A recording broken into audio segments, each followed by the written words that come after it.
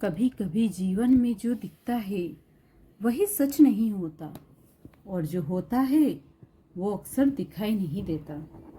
विश्वास और भ्रम के बीच एक ऐसी रेखा होती है जिसे पहचानना हर किसी के बस की बात नहीं।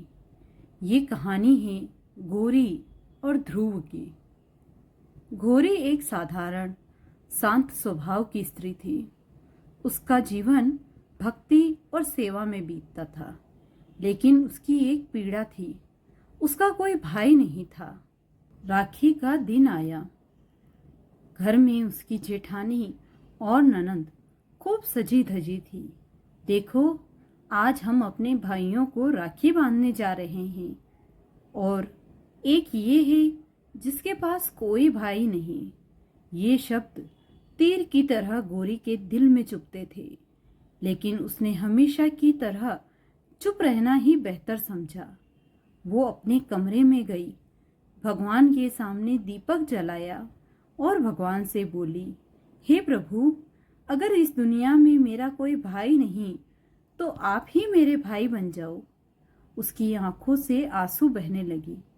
तभी दरवाजे पर कोई दस्तक हुई। दरवाजा खोला। सामने एक तेजस्वी युवक खड़ा था। उसके चेहरे पर अद्भुत शांति थी। प्रणाम काका जी, मैं ध्रुव हूँ, गौरी का भाई। घर में सन्नाटा छा गया। गौरी का भाई? सब एक दूसरे को देखने लगे। गौरी बाहर आई। उसने उस युवक को कभी नहीं देखा था, लेकिन उसके दिल में अजीब सा अपनापन जागा। भैया, उसकी आवाज कांप गई। हाँ बहना, क्या इस बार भी मेरी कलाई सुनी रखोगी? गौरी की आंखों से आंसू बह निकले। कुछ ही देर में वो अपने भाई ध्रुव के साथ जाने को तैयार हो गई। रास्ता बेहद सुंदर था, जैसे स्वर्ग का मार्ग हो। गौरी बार बार पूछती, भैया, आप इतने साल कहाँ थे?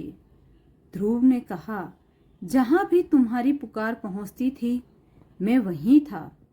कुछ देर बाद वे एक भव्य महल के सामने पहुंचे। सोने की दीवारें, चांदी के दरवाजे, हर तरफ प्रकाश ही प्रकाश।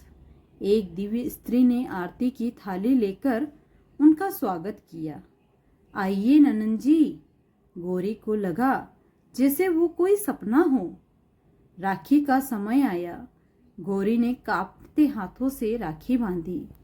भैया, ये सिर्फ धागा नहीं, मेरा विश्वास है। ध्रुव ने उसका हाथ थामा। और ये विश्वास अब मेरी जिम्मेदारी है।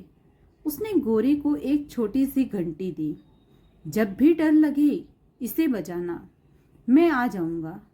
3 दिन बाद गौरी का पति राघव उसे लेने आया। महल देखकर उसकी आंखें चमक उठी। वाह, तुम्हारा भाई तो बहुत अमीर है। लालच धीरे धीरे उसके मन में घर करने लगा। वापस आते समय राघव बोला, मेरा सोने का कड़ा वहीं रह गया, हमें वापस जाना होगा।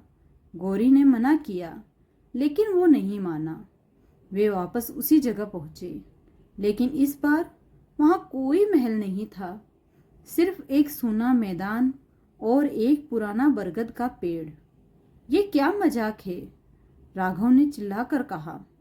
कहाँ गया वो महल? कहाँ है तुम्हारा भाई? गौरी घबरा गई। मुझे नहीं पता, मैंने भी यही सब देखा था। राघव गुस्से में हाथ उठाता है। तभी अचानक तेज प्रकाश फैला। घंटी की मधुर ध्वनि गूंजने लगी।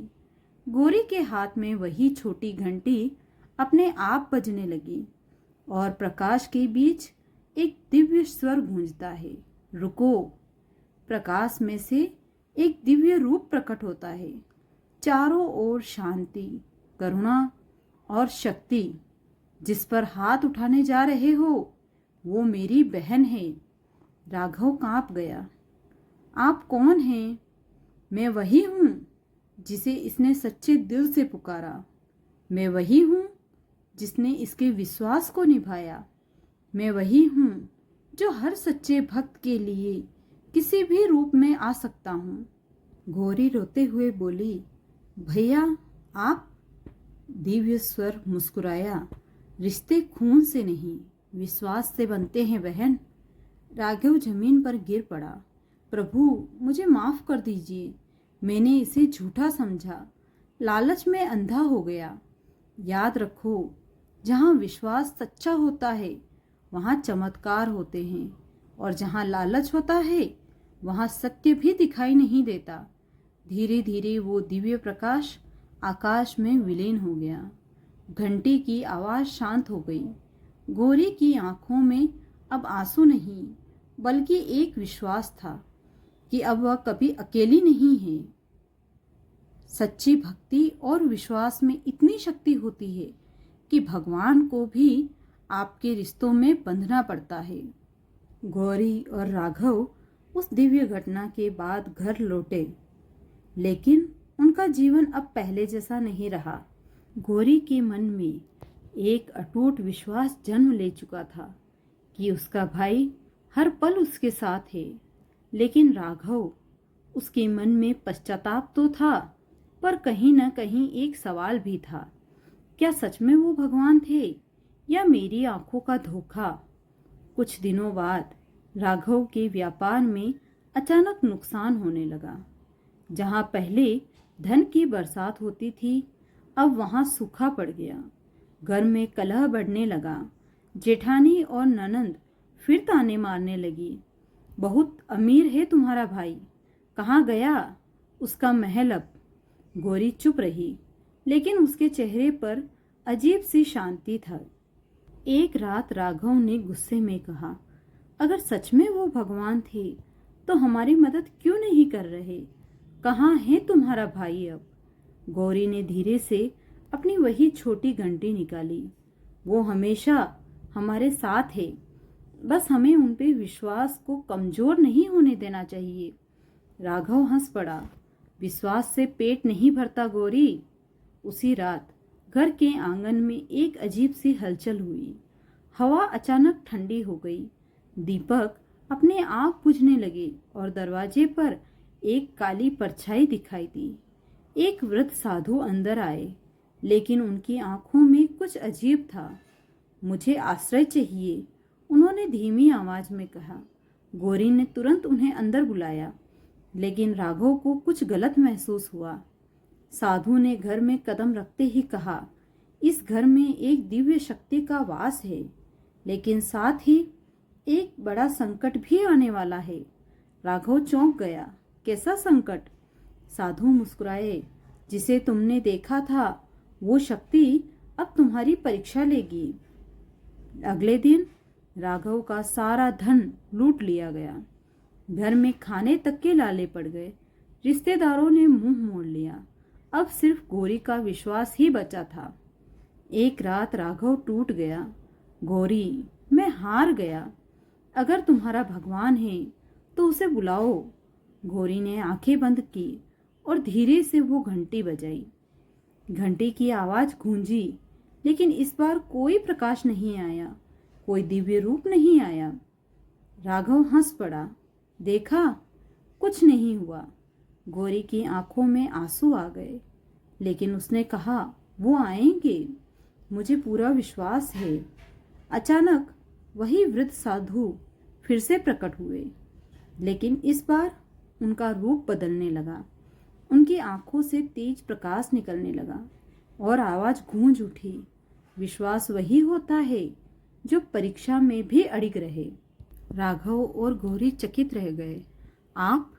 साधु मुस्कुराए, मैं वही हूँ जिसे तुम ढूंढ रहे थे। पूरा घर प्रकाश से भर गया और वही दिव्य रूप फिर प्रकट हुआ। गौरी, तुमने बिना देखे विश्वास किया, और राघव, तुमने देखकर भी संदेह किया, इसलिए ये सब हुआ। ये सजा नहीं थी, ये तुम्हारी परीक्षा थी। याद रखो, जब सब कुछ छिन जाए तब भी जो विश्वास बना रहे वही सच्चा भक्त होता है। अचानक घर फिर से पहले जैसा हो गया।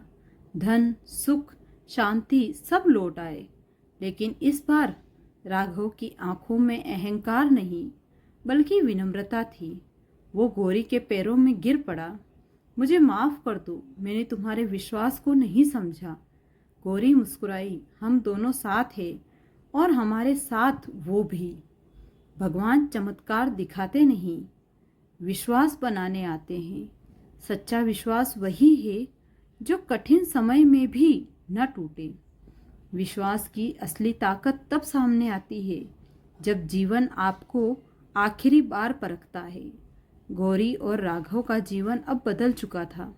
घर में सुख शांति थी।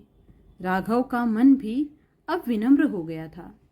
लेकिन कहानी अभी खत्म नहीं हुई थी। एक नई आंधी जो सब कुछ हिला दे। एक दिन गांव में अचानक एक भयानक बीमारी फैलने लगी। लोग एक एक करके बीमार पड़ने लगे। चारों ओर डर का माहौल था। वैद्य हार मान चुके थे। कुछ ही दिनों में वो बीमारी गौरी तक भी पहुंच गई। उसका शरीर कमजोर पड़ने लगा, चेहरा पीला, सांसें धीमी होने लगी। राघव घबरा गया। नहीं गौरी, तुम्हें कुछ नहीं होगा। तुम्हारा विश्वास इतना मजबूत है, भगवान तुम्हें कुछ नहीं होने देंगे। लेकिन इस बार गौरी चुप थी। उसकी आंखों में दर्द था, लेकिन डर नहीं। रात का समय था। गौरी की हालत बहुत खराब हो गई। राघव रोते हुए बोला, तुम्हारी घंटी कहाँ है? उसे बजाओ, अपने भाई को बुलाओ।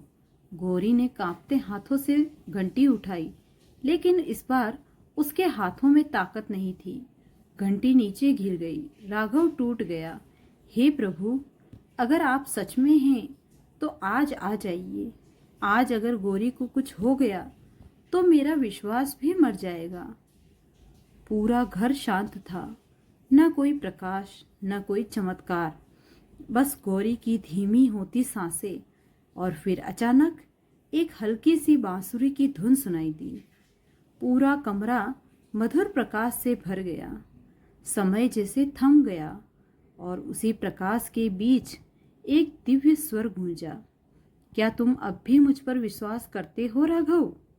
राघव ने आंसुओं से भरी आंखों से कहा, अब मुझे किसी प्रमाण की जरूरत नहीं। मैंने विश्वास करना सीख लिया है। प्रकाश गौरी के ऊपर पड़ा। धीरे धीरे उसका शरीर चमकने लगा। उसकी सांसें सामान्य होने लगी और कुछ ही पलों में वो उठकर बैठ गई। राघव चकित था। गौरी, तुम ठीक हो? गौरी मुस्कुराई। मैं हमेशा ठीक थी। अचानक गौरी के चेहरे पर वही दिव्य आभा आ गई जो पहले भाभी और साधु के रूप में दिखी थी। राघव चौंक गया। ये क्या? गौरी बोली, जिसे तुम बाहर ढूंढ रहे थे वो शक्ति हमेशा हमारे अंदर थी। भगवान बाहर नहीं आते, वो हमेशा विश्वास के अंदर जागते हैं। तभी वही दिव्य स्वर फिर गूंजा। मैं कभी गया ही नहीं था। मैं हर उस दिल में हूँ जहाँ सच्चा विश्वास है। प्रकाश धीरे धीरे गायब हो गया। बांसुरी की धुन थम गई। अंत जो एक नई शुरुआत है। उस दिन के बाद राघव और गौरी का पूरा जीवन बदल गया। अब वे सिर्फ अपने लिए नहीं बल्कि दूसरों की मदद के लिए जीने लगे। गांव में जो बीमारी फैली थी, गौरी ने सेवा और विश्वास से लोगों को संभाला और धीरे धीरे सब कुछ ठीक होने लगा। दोस्तों, भगवान कहीं दूर नहीं है, वे आपके विश्वास में छिपे हैं। और जब विश्वास जागता है तो चमत्कार अपने आप हो जाते हैं। अगर आपको ये कहानी पसंद आई हो तो प्लीज़ वीडियो को लाइक करें, चैनल को सब्सक्राइब करें और कमेंट ज़रूर करें।